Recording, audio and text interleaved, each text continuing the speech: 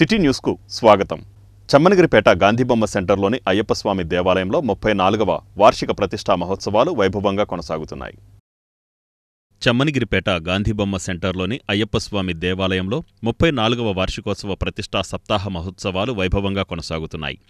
April 29 నుండి మే 5 వరకు జరగనున్న 34వ ప్రతిష్టా వార్షికోత్సవ మహోత్సవాల సందర్భంగా ప్రతిరోజు సువాసినిలచే శ్రీ లలితా సహస్రనామ పారాయణము జరుపుతున్నారు. అలాగే కుంకుమార్చన నిర్వహించి దాదాపు 300 రకాల స్వీట్లు, పళ్లు అమ్మవారికి సమర్పించారు.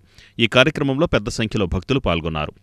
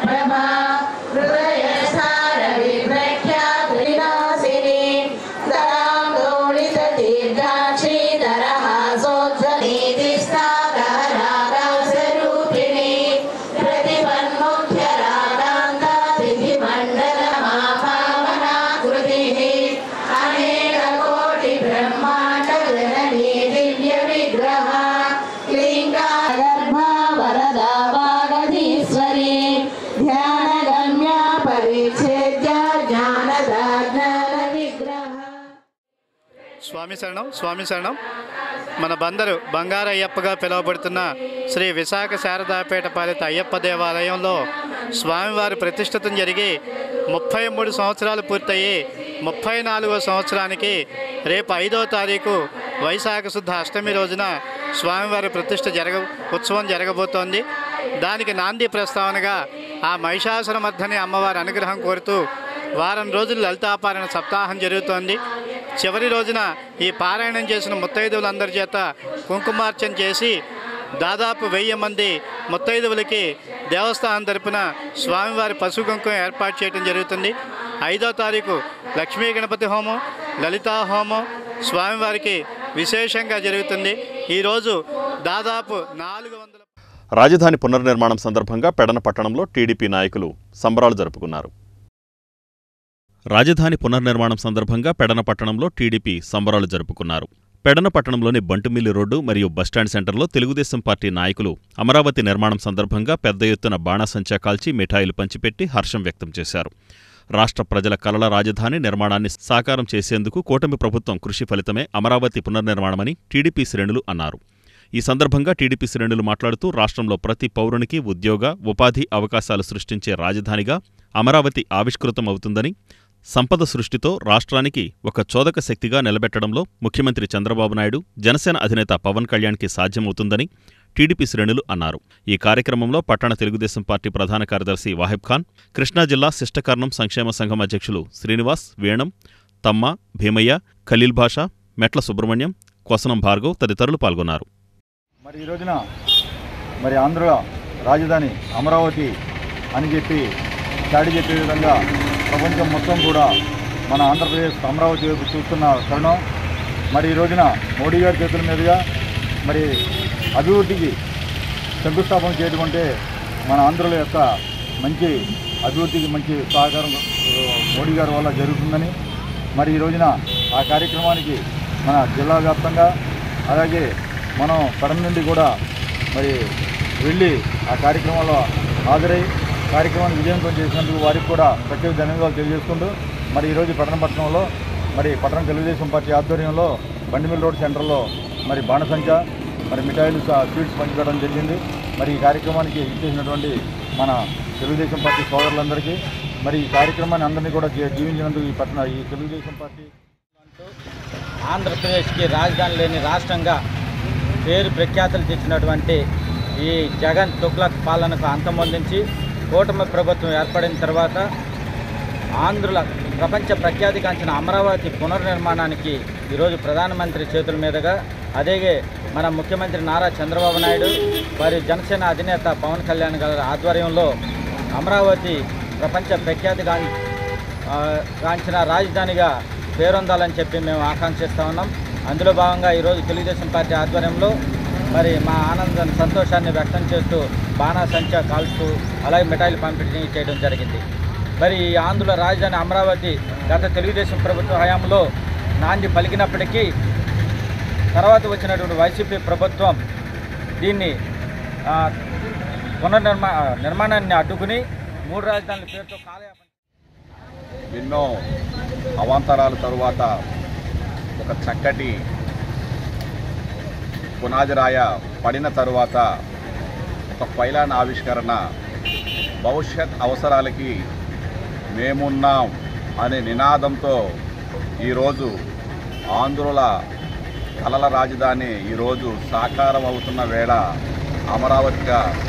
అమరావతి రాజధానికి మన ప్రీతమ ప్రధానమంత్రి వర్యులు వచ్చి మీ ఆంధ్రాకి మేమున్నామనే భరోసానిస్తూ వారి చేతుల మీద పైలాన్ ఆవిష్కరణ చేస్తూ భవిష్యత్ అవసరాలకి ఆంధ్రులకే ఒక వరంగా మారబోయే అమరావతి రాజధాని ఈరోజు ఏర్పడటం శుభదినం. అయితే ఎన్నో వ్యయ ప్రయాసాలకి 33,000 ఎకరాల భూములు ఇచ్చిన రైతులు కొన్ని వందల రోజులు కష్టపడి నిర్మించుకున్న రాజధాని కలల రాజధానిగా మిగిలిపోద్దాం అనుకున్న బాధాతత్వ హృదయాలతో వాళ్ళు పడిన కష్టాలకి ప్రతిఫలంగా ఈరోజు జరగబోయే గొప్ప రాజధాని అమరావతి రాజధాని. కేంద్ర రాష్ట్ర ప్రభుత్వాలు ప్రజా వ్యతిరేక విధానాలను అవలంబిస్తున్నాయని కాంగ్రెస్ నాయకులు అన్నారు. సార్వత్రిక ఎన్నికల నాటికి రాష్ట్రంలో కాంగ్రెస్ పార్టీని పూర్తిస్థాయిలో పటిష్టపరుస్తామని పీసీసీ ఓబీసీ సెల్ చైర్మన్ సొంటి నాగరాజు అన్నారు. స్థానిక బంటిమిల్లి రోడ్డులో పెడన నియోజకవర్గ కాంగ్రెస్ కార్యాలయాన్ని శుక్రవారం ఆయన ప్రారంభించారు. ఈ సందర్భంగా ఆయన విలేకరులతో మాట్లాడుతూ వైకాపాను ప్రజలు నమ్మే పరిస్థితిలో లేరని, రాష్ట్రంలో ఇక ఆ పార్టీకి మనుగడ లేదన్నారు. ఈ క్రమంలో కూటమి పార్టీలకు ప్రత్యామ్నాయంగా కాంగ్రెస్ కానున్నదని పేర్కొన్నారు. రాష్ట్ర ప్రజల హక్కుల పరిరక్షణ, నిరుద్యోగ నిర్మూలన, సంక్షేమం తదితర సమస్యలపై Congress PCC chief YS Sharmila ఆధ్వర్యంలో నిరంతర పోరాటాలు చేస్తామన్నారు. డీసీసీ అధ్యక్షుడు గొల్లు కృష్ణ, మహిళా విభాగం అధ్యక్షురాలు తమల ఝాన్సీ, హమీద్ తదితరులు పాల్గొన్నారు. రాష్ట్రం ఏ విధంగా పనిచేస్తుంది, కేంద్రం ఏ విధంగా పనిచేస్తుంది అనేది ఒక్కసారి మననం చేసుకుంటే మనం ఎలా పయనిస్తున్నాం, ప్రభుత్వాలు మన మీద ఎలా రుద్దుతున్నాయి భారాలు అనేది మనకి ఇట్టే అర్థమైపోతుంది. కనుక ఇక నుంచైనా మనం మేల్కొని ప్రతి ఒక్క కాంగ్రెస్ కార్యకర్త ప్రభుత్వ వ్యతిరేక ప్రజా విధానాల్ని వ్యతిరేకిస్తూ పనిచేసిన రోజునే తిరిగి కాంగ్రెస్ పార్టీ అధికారంలో రావటానికి అవకాశం ఏర్పడుతుంది. ఈవేళ కూటమి ప్రభుత్వం ఆంధ్రప్రదేశ్లో అనేక వాగ్దానాలు చేస్తున్నది. కానీ ఏ ఒక్క వాగ్దానాన్ని కూడా నెరవేర్చిన దాఖలాలు కనిపించలేదు. గత ప్రభుత్వంలో 1వ తారీఖున పెన్షన్ ఇచ్చారు కాబట్టి అదే ఒక్క కార్యక్రమాన్ని వీళ్ళు కూడా ఆ 1వ తేదీన ఇవ్వటం అనేది ఒక కార్యక్రమం తప్ప ఏ ఒక్కటి తనిచ్చిన సూపర్ 6 హామీలు అమలు జరగలేదు. కనుక రాబోయే రోజుల్లో వీటిపై కాంగ్రెస్ పార్టీ ప్రజా ఉద్యమాన్ని చేస్తామని చెప్పి తెలియజేస్తున్నాం. మరో విషయం ఏంటంటే, ప్రశ్నిస్తాను, ఎదురిస్తాను, క్వశ్చన్ చేస్తానని ఒక పార్టీ పెట్టి ముందుకొచ్చిన మహానుభావుడు మిత్రుడు పవన్ కళ్యాణ్. ఈవేళ ఆయన డిప్యూటీ సీఎం హోదాలో ఉన్నారు. ప్రశ్నించటం.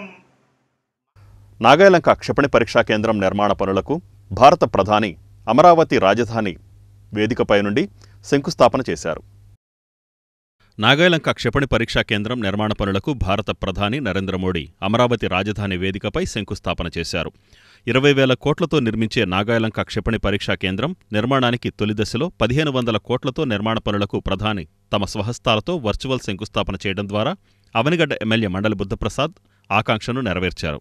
ఈ కార్యక్రమంలో గొల్లల మొదలో డీఆర్డీఓ ప్రాజెక్టు అధికారి సమీర్, మచిలీపట్నం ఆర్డీఓ స్వాతి, మెప్మా పీడీ సాయిబాబా, తహసీల్దార్ హరినాథ్, స్థానిక ప్రజలు పాల్గొన్నారు. Projects for foundation range at Nagayalanka. Four laning of Gorantala to Hindupur section.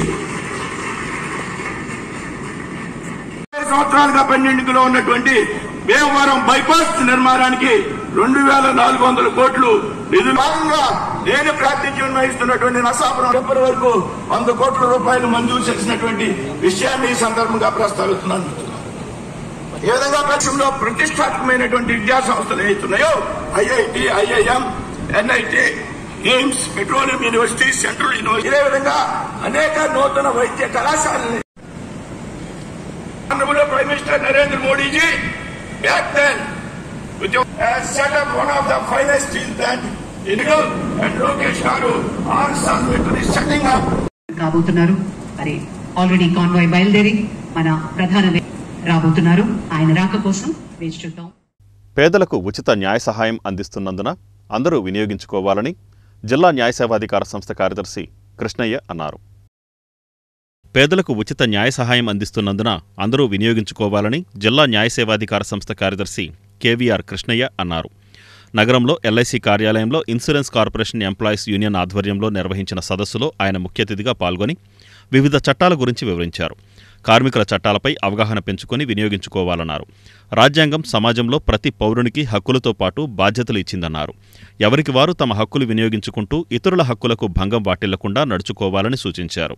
సంఘ నాయకులు G Kishore Kumar, J Sudhakar, D Vasu, L Rajasekhar, A Srinivasarao, Y Swaminath, BH Madhur తదితరులు పాల్గొన్నారు.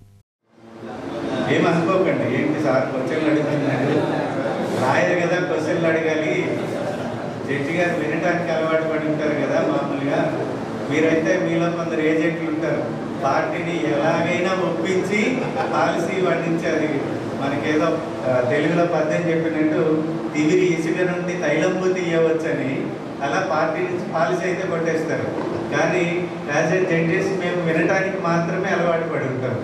మా అడ్వకేట్స్ ఉంటారు, ఎలా వాడిని క్వశ్చన్ చేయాలనేది వాళ్ళు చేస్తారు. అయితే ఇన్సూరెన్స్ అంటే మరి మీరు చెప్పినట్లుగానే అది ఒక కాంట్రాక్ట్ లాంటిది. ఒక పర్సన్కి ఒక కంపెనీకి మధ్య ఉండే కాంట్రాక్ట్. ఏంటి, ఆ పర్సన్కి ఏదైనా అతనికి కానీ అతని ఫ్యామిలీ మెంబర్స్కి కానీ ఏదైనా అంటువర్డ్ ఇన్సిడెంట్ జరిగి ఇబ్బందులు పాలైనప్పుడు లేదా డ్యామేజ్ అయినప్పుడు, డెత్ అయినప్పుడు వాళ్ళ కుటుంబ సభ్యులకి భరోసాగా మేమున్నాము ఇన్ టర్మ్స్ ఆఫ్ మనీ, డబ్బు రూపంలో వాళ్ళని ఆదుకోవడానికి ఇస్తున్నటువంటి ఒక గ్యారంటీ లేదా అగ్రిమెంట్ అనుకోండి, కాంట్రాక్ట్ అనుకోండి. అది కొన్ని సందర్భాల్లో గవర్నమెంట్ కూడా అటువంటి అగ్రిమెంట్ ఇస్తుంది. ఏంటి, మనం చూస్తూ ఉంటాం, ఏదైనా న్యాచురల్ కెలామిటీ జరిగితే వాళ్ళు గవర్నమెంట్ ఎక్స్గ్రేషియా అని ఇస్తారు. మేడకి సంబంధించి కార్మిక చట్టాలపై అవగాహన సదస్సుకి సీనియర్ సివిల్ జడ్జి గారే వచ్చి మాట్లాడడం అనేది ఇది చాలా అరుదైనటువంటి అకేషన్గా నేనైతే భావిస్తున్నాను. న్యాయం కోసం మనం వెళ్ళాల్సిన వాళ్ళు న్యాయం ఇలా ఉండాలని చెప్పడానికి మన దగ్గరికి రావడం అనేది ఒక గొప్ప అరుదైనటువంటి అవకాశంగా భావిస్తూ ఇక్కడికి ఎంప్లాయీస్, ఏజెంట్స్, ఏఓఐ మిత్రులు, all India insurance employees association మిత్రులు అందరూ కూడా వచ్చున్నారు. వారికి కూడా అందరికీ ఆహ్వానం పడుతూ ఎక్కువ టైం తీసుకోకుండా all India insurance employees association గురించి, ఏఓఐ గురించి ఒకే మాట, కేవలం జీతభత్యాల కోసం మాత్రమే పనిచేసే సంస్థలు కావాలని మావి ప్రజల అభివృద్ధి కోసం, ప్రజలందరూ బాగుండాలని, సమాజం యొక్క అభివృద్ధి కోసం ఖచ్చితంగా పనిచేస్తూ అనేక సేవా కార్యక్రమాలు నిర్వహించడంలో ముఖ్యంగా కరోనా లాంటి వచ్చినప్పుడు కానీ, విజయవాడ వరద బీభత్సం జరిగినప్పుడు కానీ మొత్తం ఎంప్లాయీస్ కానీ ఏజెంట్స్ కానీ వెళ్ళి వాళ్ళ సహాయ కార్యక్రమాలు నిర్వహించి మా వంతు సహాయంగా ప్రజానికి వైపు నిలబడతాం. తప్పకుండా ఎక్కడైనా గర్భిణీ సేవకి సంబంధించి బ్లడ్ కావాలన్నా సరే we are the first persons to stand for the cause. So ప్రజలకు కావాల్సిన సౌకర్యాలను, సదుపాయాలని అందజేయడంలో తప్పకుండా ఒక ప్రోగ్రెసివ్ ఆర్గనైజేషన్స్గా, అభ్యుదయ సంఘాలుగా ముందుంటామని చెప్పి న్యాయ సేవాధికార సంస్థ చేసేటువంటి మంచి కార్యక్రమాల్లో మా వంతుగా. ఈ వార్తలు ఇంతటితో సమాప్తం. నమస్కారం.